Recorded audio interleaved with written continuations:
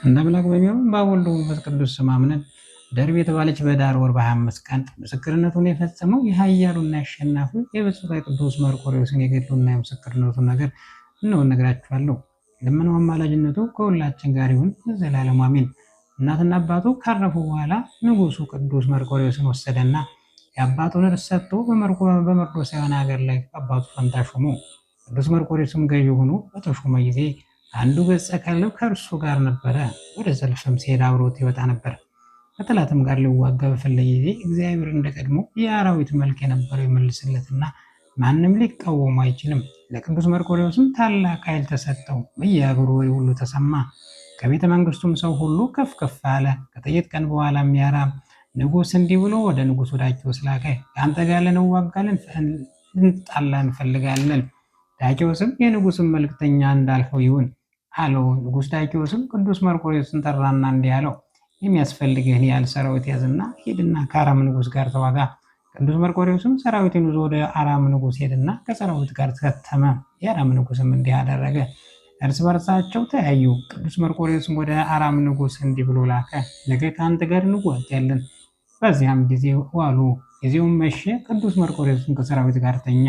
በነጋውም ጥር 25 ቀን ነው። እግዚአብሔር መልአክ ቅዱስ ገብርኤል ለቅዱስ መርቆሬዎስ ተገለጸለት፣ የተሳለ ሰይፍን ሰጠው። እንዲህም አለ፣ እግዚአብሔር ኃይልን ሰጥቷልና እንካ፣ ነገም ጠላትህን ድል ትነሳለህ። ዳግመኛም የእግዚአብሔር መልአክ ቅዱስ መርቆሬዎስን አለው፣ ንጉሥ ዳኪዎስ የክርስቲያን ሕግ ትቶ ለጣዖት ሰገደ። አንተ ግን ምስጋና ይግባውና ከእናትህ የተማርከውን የክርስቲያን ሕግ ጌታ ኢየሱስ ክርስቶስ እምነት ጠብቅ አለው። ቅዱስ መርቆሬዎስም ከእንቅልፉ በነቃ ጊዜ አዘነ። በቋንቱም ሊያረጋጉት መጡ።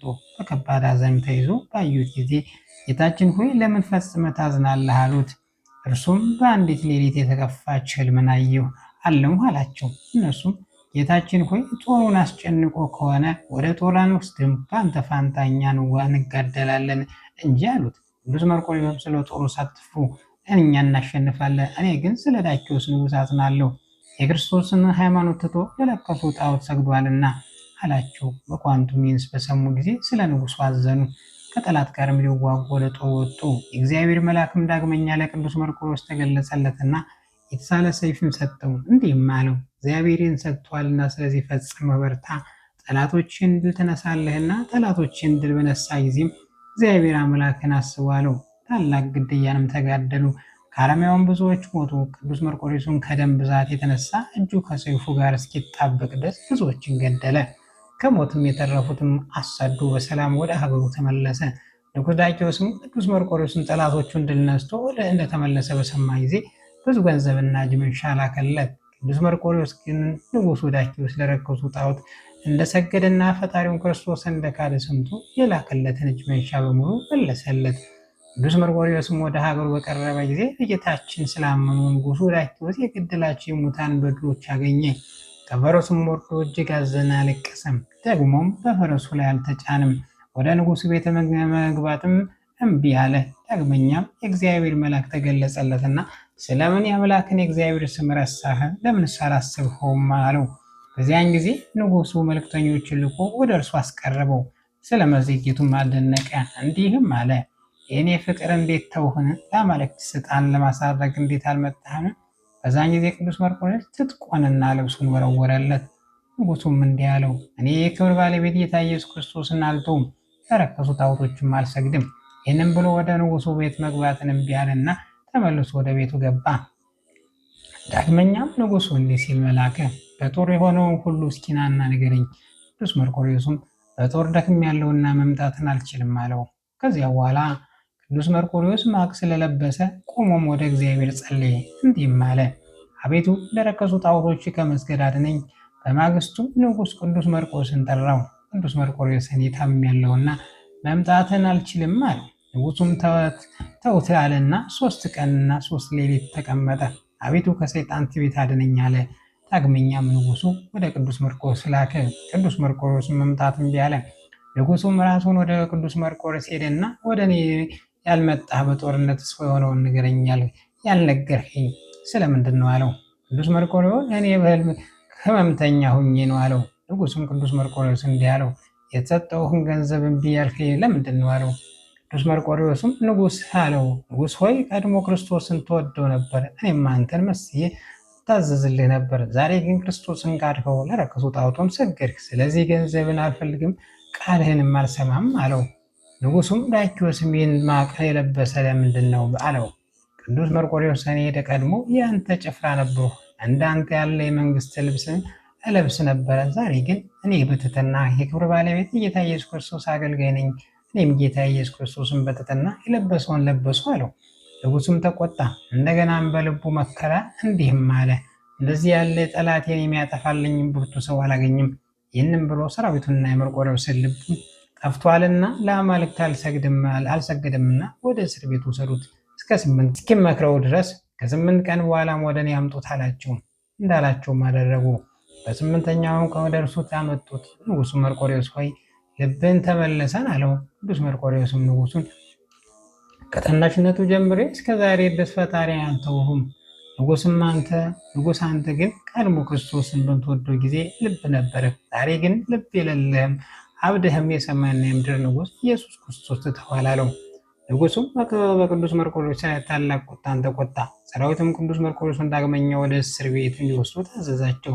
እንደታዘዙትም አደረጉ። ንጉሱም ስለ ቅዱስ መርቆሬዎስ ስለ ሰገደም ግባቱና በጦርነቱ ጠላቱን ድል ስለማድረጉ አዘነ። ከ3 ቀን በኋላም ቅዱስ መርቆሬዎስ ወደ እርሱ ያመጡት ዘንድ ላከ። ወደ እርሱም አመጡት። ንጉሱም አለው፣ ለሰውነት ራራ፣ ደም ግባትን ማታጥፋ፣ እኔ አልራራልህም። ቅዱስ መርቆሬዎስ ንጉሥ ጌታ ኢየሱስ ክርስቶስ ሆይ በቅዱስ ወንጌል እንዲህ ይላል፣ ስጋችሁን የሚገሉትን አትፍሯቸው፣ ነፍሳችሁን ግን ሊገሏት አይችሉም። ይልቁንስ ነፍስና ስጋን በአንድ ላይ በገሃነመ እሳት ማጥፋት የሚችለውን ፍሩት አለ። ንጉሥ ስጋውን ሲቆራረጥ ደሙን በምድር ላይ እስኪፈስ ድረስ በጅራፍ ይገርፉት ዘንድ አዘዘ። እንዲሁም አደረጉበት። ንጉሥ መርቆሬዎስ ሆይ እንደዚህ ይሻልሃልን አለው። ዳግመኛም ወደ እስር ቤት ውሰዱት። ወስደውም እጅና እግሩን አሰሩት። መንፈቀ ሌሊትም በሆነ ጊዜ ቅዱስ መርቆሬዎስ ቆመና እንዲህ ሲል ጸለየ። አቤቱ ጌታ ኢየሱስ ክርስቶስ ሆይ ኃጢአቴን ይቅር ብለህ በስምህ እስክሞት ድረስ አጽናኝ፣ ከቅዱሳንና ከሰማዕታት ሁሉ ጋር ጨምረኝ። በዛን ጊዜ የመላእክት አለቃ ቅዱስ ሚካኤል ከሰማይ ወረደ። በእስር ቤት ውስጥም ተገለጸለትና እግዚአብሔር ኃይል ሰጥቷልና ከቅዱሳኑና ከሰማዕታቱ ጋርም ጨምሮሃልና ዳግም ስለ ስሙ ሰማዕት ትሆናለህ። ስለ ስም ዕጣንንና መስዋዕትን ቁርባንን ዘይትን ማንኛውን ለቤተ ክርስቲያን የሚገባውን ላደረገ እግዚአብሔር ኃጢአቱን ሁሉ ይቅር ይለዋል። ሁሉንም ለድሃና ለችግረኛ ለእንግዳም ቢሆን ስለ ስም ቀዝቃዛ ውሃ ለሚሰጥ የግልን መጽሐፍ ለሚጽፈው ለሚያጽፈው ለሚያነበው ለሚተረጉመው ለሚሰማው ስሙን በሕይወት መጽሐፍ ይጽፍለታል። እስረኞቹም ለሚያረጋጋ ጥፎ ነገርም ለሚያደርግላቸው እግዚአብሔር የኃጢአቱን ሁሉ ይቅር ይለዋል። ስለ ስም ቤተክርስቲያን ለሰራ እግዚአብሔር በመንግስተ ሰማያት ማደሪያ ይሰራለታል፣ ከአብርሃምና ከይስሐቅ ከያዕቆብም ጋር ይጨምረዋል አለው። ዳግመኛም የእግዚአብሔር መልአክ ቅዱስ መርቆሬዎስን የእግዚአብሔር ኃይል ከአንተ ጋር ነው አለው። ይህንም ካለው በኋላ እግዚአብሔር መልአክ ከእርሱ ጋር ሄደ። ያን ጊዜ የብረቱ ማሰሪያ ከእጁና ከእግሩ ተፈታ። ቅዱስ መርቆሬዎስን ቆመና ወደ ፈጣሪው ለመነ፣ እግዚአብሔርን አመሰገነው። በማግስቱም ንጉሥ መርቆሬዎስን ወደ እርሱ ያመጡት ዘንድ አዘዘ። አመጡትም። ቅዱስ መርቆሬዎስ ለደም ግባት እዘን፣ ለራስ ምራራ አለው። ቅዱስ መርቆሬዎስም ንጉሥ አንተ ለጣዖት መስገድ ተው፣ ለነፍስ ምራራ አለው። ንጉሡም በመርቆሬዎስ ላይ ተቆጣ። ጭፍሮችን ወስዳችሁ ራሱን ቁረጡት አላቸው። በዛን ጊዜ የሀገሪቱ ሰዎች ስለ ቅዱስ መርቆሬዎስ በእርሱ ላይ እንዳይነሱ ፈራና በብረት ማሰሪያ አስሮ ወደ ቂሳሪያ ሀገር ላከው። በዚያ እንዲያሰቃዩ ታዘዘ። ብዙ ስቃይና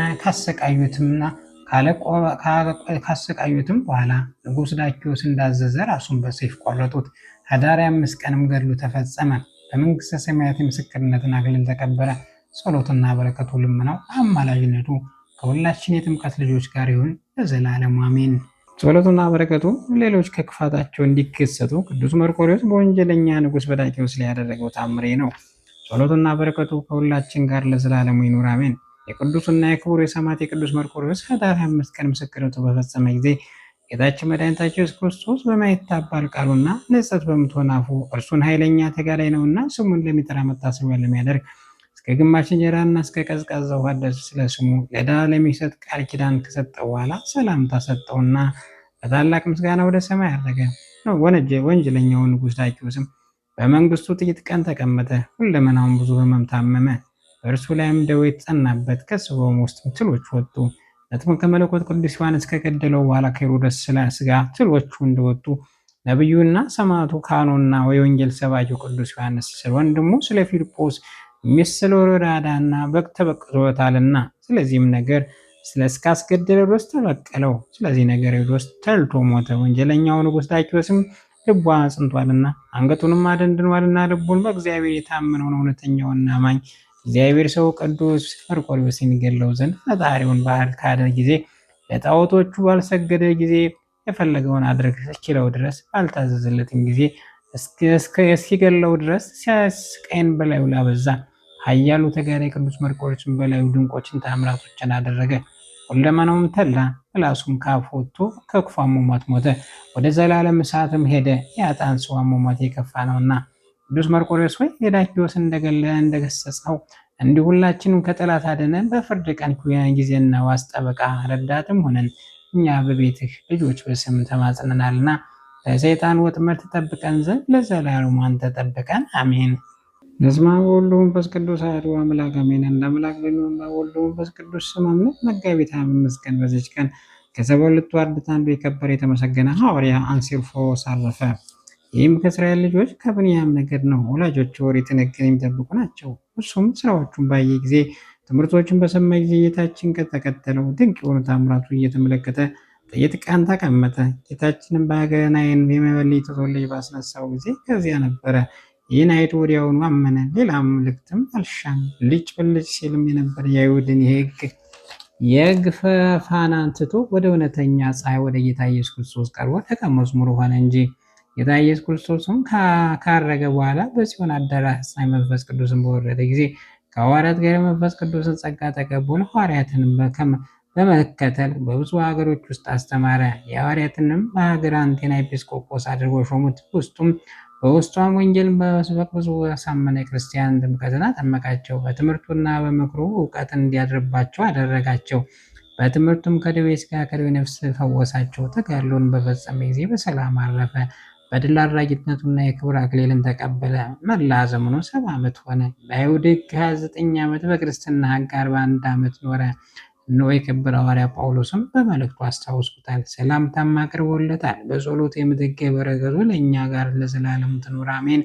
ጌታ ሆይ ከብልጽግናቸው ብዛት የተነሳ ብዙ መባ ካገቡት ይልቅ የዳይቱን አነስተኛ ባንድ ተቀበለው ልጅ የሚያገለግሉን አይላፍ በየት እያሳሰው በችግሬ ጊዜ ማቅረብ ምስጋና ተቀበል። እናንተ ቅዱሳን ነቢያት፣ የወንጌል ሰባኪያን ሐዋርያት፣ ሰማዕታት፣ ጻድቃን፣ ትጉሃን መላእክት፣ ፍጹማን ደናግል እንዲሁም ደጋጎች መነኮሳት ልጅ አዋቂ ሳይል የምንሰበሰብበት የጉባኤው ቦታ ባርኮ የመጽሐፍ ወረቀት አዘጋጅቶ ብራና ዳምጾ የጻፈውን ያጻፈውን ከግዕዝ ወደ አማርኛ የተረጎመውን ቃለ ንባቡን በእርጋታ መንፈስና በተመስጦ ሕሊና ያዳመጠውን በደለኛው ሁሉ የምታስምር የጌታ እናቱ በማርያም ሰውነት ኢየሱስ ክርስቶስ በአንድነት የማረን፣ ኢየሱስ ክርስቶስ በአንድነት የማረን፣ ኢየሱስ ክርስቶስ በአንድነት የማረን ለዘላለሙ አሜን።